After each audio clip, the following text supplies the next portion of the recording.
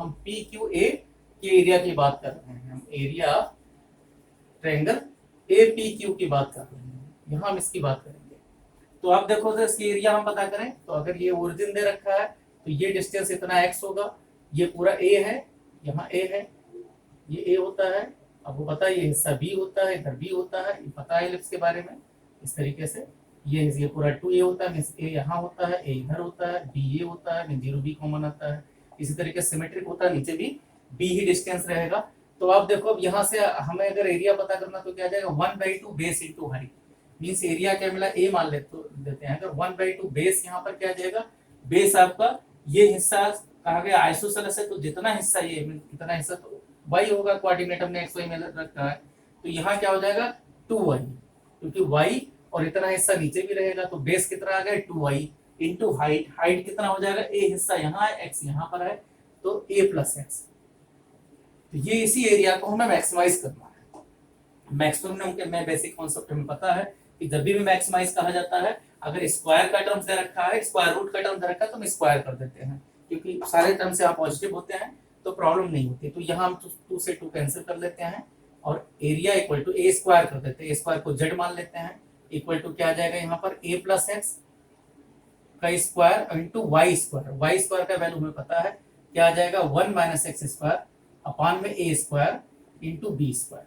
तो ये अब आसानी से ए स्क्वायर का मतलब यहाँ जेड है, तो ए प्लस एक्स का होल स्क्वायर का टर्म्स, इसको आप सिंप्लीफाई करोगे तो ए स्क्वायर माइनस एक्स स्क्वायर आ जाएगा, यहाँ हो गया बी स्क्वायर अपान में ए स्क्वायर। तो ये आसानी से हमें इसको भी हम चाहें तो सॉल्व कर सकते हैं, ए प्लस एक्स माइनस एक्स, एक फैक्टर यहाँ और आ जाएगा, तो बी स्क्वायर अपान ए स्क्वायर कॉन्स्टेंट, ए प्लस एक्स का होल पावर 3 और यहाँ केवल आ गया ए माइनस एक्स, ये हमारा जेड मिल गया। अब dz बाई dx करते हैं,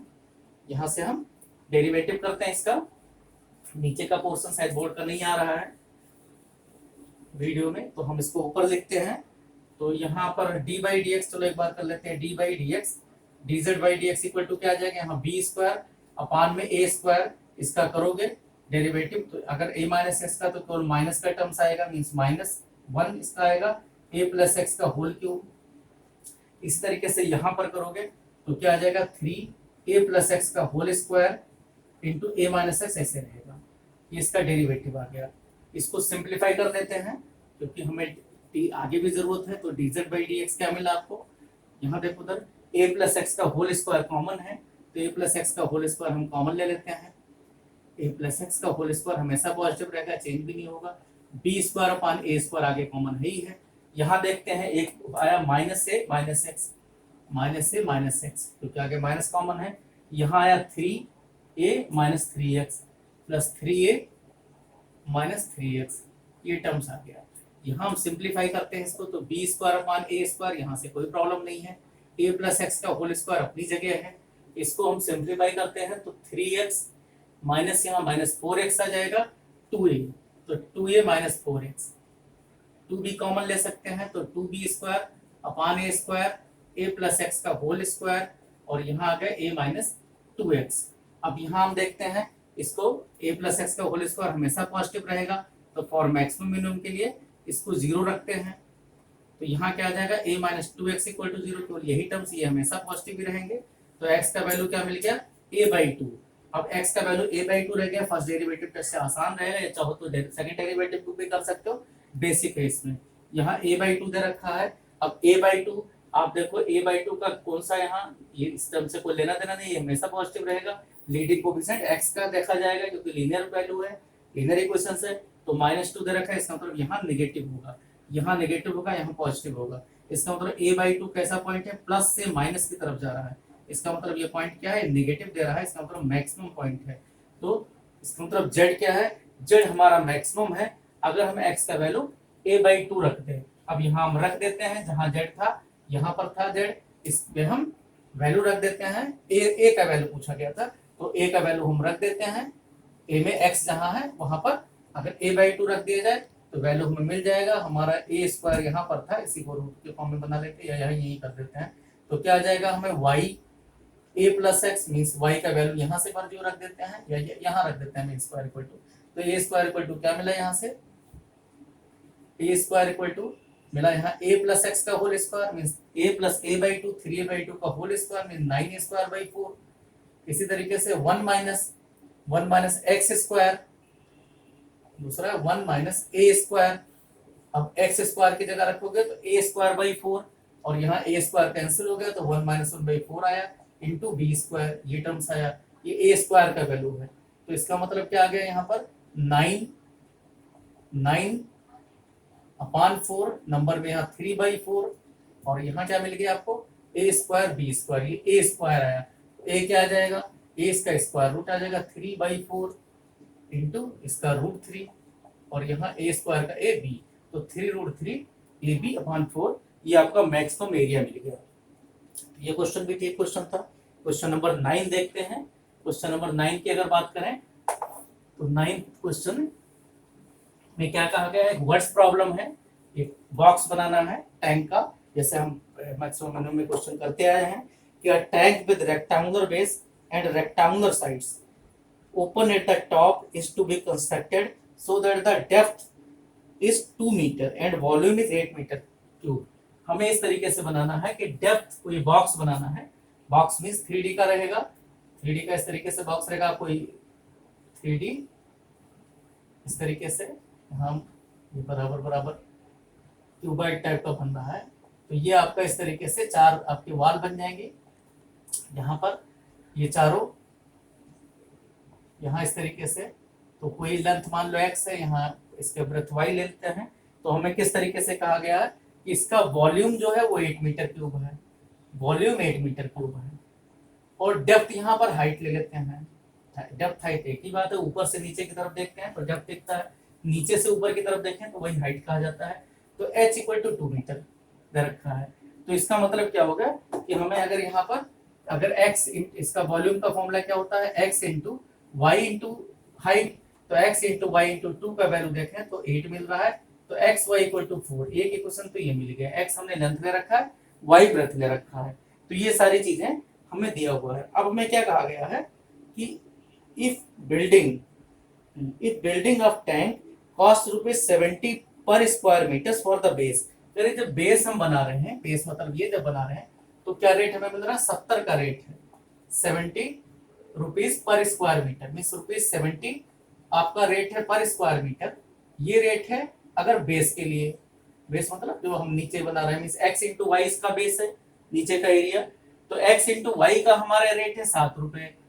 रुपए और 70 रुपीज, और साथ में क्या दे रखा है for the base and ₹45 per square metre for the sides. और अगर हम साइड की बात करें तो साइड आपको पता है जैसे वॉल में होता है, एक इधर एक इधर, तो जब साइड हम निकालेंगे गत्ते का तो अब देखो हाइट होगा और उसके साथ में मींस इसका क्या जाएगा 2 × x, हाइट इधर रखा है 2, तो 2 × x इसका एरिया आया, 2 × x इसके सामने का एरिया आ गया, तो 4 × x हो जाएगा। ऐसे ब्रेथ की बात करें तो 2 × y मींस 4x + 4y। तो जो साइड है उनका एरिया कितना आ गया, तो एरिया आप साइड देखो क्या है, एरिया 4 साइड्स रेक्टेंगल का क्या आ जाएगा 4x, क्यों, क्योंकि 2x तो रहा ही, x 2x × 2 ऐसे कह दो प्लस 2y × 2 ये आया, तो इसका मतलब 4x + y, तो इसका रेट करें 45 है। और जो बेस आया, एरिया ऑफ बेस की बात करें तो एरिया ऑफ बेस ये सीधा आपको दे रखा है xy, इसका वैल्यू भी डायरेक्ट आपको रख सकते हो क्योंकि xy = क्या है 4 है, तो इसका रेट करें 70 के रेट से और यहाँ पर जो रेट है वो 45 के रेट से। ये अगर इस तरीके से इसका कॉस्ट है बनाने में आया है तो हमें पता क्या करना है, लीस्ट कॉस्ट पूछा जाएगा क्योंकि वॉल्यूम दे रखा है। तो what is the cost of the least expensive tank, तो इसका कॉस्ट पूछा गया है। तो देखते हैं हम एक एक करके इसका कॉस्ट पता करते हैं। तो इसका कॉस्ट क्या आएगा, कॉस्ट अगर हम देखें तो कॉस्ट देखो क्या आ जाएगा, cost function Cx = question number 9 है ये, क्वेश्चन नंबर 9 में तो यहाँ देखो उधर कि हमें रेट इसका xy का पहले देख देते हैं, तो xy का क्या रेट है, xy का 70 रुपए रेट है, प्लस में जो हमारा वाल है 4 वाल की जगह यहाँ पर साइड दे रखा है 4x + y का रेट कितना है 45 है, इस रेट से दे रखा है। xy की जगह हमें 4 रख देना है, 4 × 70 प्लस में यहाँ क्या आ जाएगा 4 और x × 45 प्लस में 4 × 45 × y, y आपको वेरिएबल दे रखा है यहाँ वैल्यू रखोगे तो क्या आ जाएगा यहाँ पर एक्स वाई की जगह 4, तो 4/x क्या आ जाएगा, y का वैल्यू ठीक है 4/x के फॉर्म में आ जाएगा। तो आपका ये आ गया मीन्स 280 प्लस में 45 इंटू 4 180 आ जाएगा, प्लस में यहाँ पर आपका क्या आ जाएगा, ये भी 180 इंटू 4/x इस फॉर्म में आ गया 45 इंटू 4, तो यहाँ हो गया 45 इंटू 4, इस तरीके से फॉर्म में आ गया। तो आपका क्या मिला, यहाँ x भी है, तो क्या मिल रहा है यहाँ 280 प्लस में 180 कॉमन ले सकते हो, यहाँ क्या आ गया x प्लस में 4/x, इससे आसान रहे। ये आपका कॉस्ट फंक्शन दे रखा है। अब क्या पता करना है हमें, इसी को मिनिमाइज करना है, तो c डैश x पता करोगे, c डैश 280 का 0 आ गया, 180 अपनी जगह पर है, x का 1 आ जाएगा माइनस 4/x²। इसको और मैक्सिमम मिनिमम के लिए 0 रखोगे तो 1 माइनस 4x² से वैल्यू क्या आ गया, x इक्वल टू -2 आ जाएगा। -2 ले नहीं सकते क्योंकि x क्या है, यहाँ पर x लेंथ दे रखा है, तो -2 एडजस्ट नहीं करेगा, तो x का वैल्यू क्या आएगा, 2 आएगा। अब x का वैल्यू 2 पर ये वैल्यू देखो, तो यहाँ देखो लीडिंग कोएफिशिएंट क्या है c डैश x का, ये आपका मिनिमम आ जाएगा, तो जो पॉजिटिव आ रहा है तो आपका माइनस से प्लस की तरफ जा रहा है, या सेकंड डेरिवेटिव कर लो, आसानी है, c dash x c double dash x क्या आ जाएगा, 180 अपनी जगह पर है, 1 का 0 आ गया, यहाँ पर क्या आ जाएगा माइनस, एक माइनस और आ जाएगा 2 इंटू 4 अपान में x³ 2 पर कहा गया है, या x जो पॉजिटिव ही रहेगा तो ये हमेशा पॉजिटिव आएगा। तो इसका मतलब क्या हो गया, कॉस्ट हमेशा मिनिमम है अगर x का वैल्यू 2 रखते हैं। तो 8x इक्वल टू 2 पर मिनिमम कॉस्ट भी पता कर लेते हैं, तो C2 का वैल्यू क्या आ जाएगा 280 प्लस में 180 इंटू 2 मीन्स 360 प्लस में 180 इंटू 4/2 ये भी 360 आ जाएगा, तो 360 दोनों जोड़ोगे 720 प्लस 20 1000, तो ₹1000 इनका मिनिमम कॉस्ट आ जाएगा। और x का वैल्यू साइड का वैल्यू क्या आएगा 2, तीनों बराबर ही आते हैं मिनिमम पर, मिनिमम मैक्सिमम सब पर बराबर ही आते हैं, पहले पढ़ चुके हैं हम ऐसे क्वेश्चन। क्वेश्चन नंबर 10 देखते हैं, जो आज इस लेक्चर का लास्ट क्वेश्चन होगा, अदरवाइज बहुत लेंथी बन जाएगा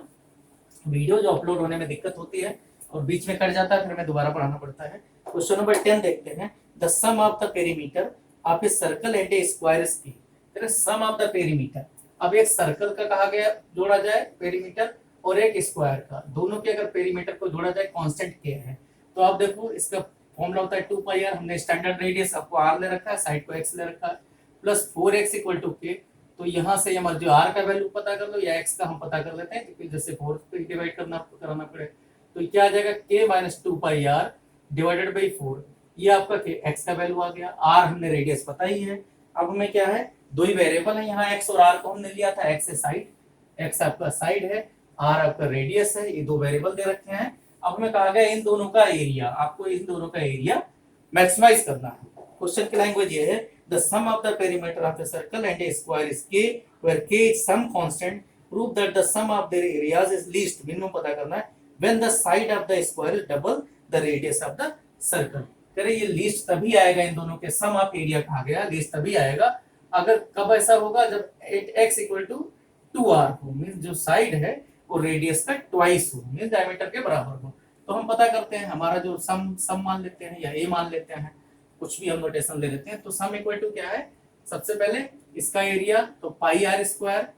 प्लस में दूसरे वाले का एरिया x², ये कहा गया है, इसको लिस्ट दिखाना है। तो अब देखो कि πr² r हम लेकर चल रहे हैं, x को हम r के फॉर्म में कन्वर्ट कर ले रहे हैं, तो k minus 2πr divided by 4 इसका होल स्क्वायर, ये हमारा दोनों के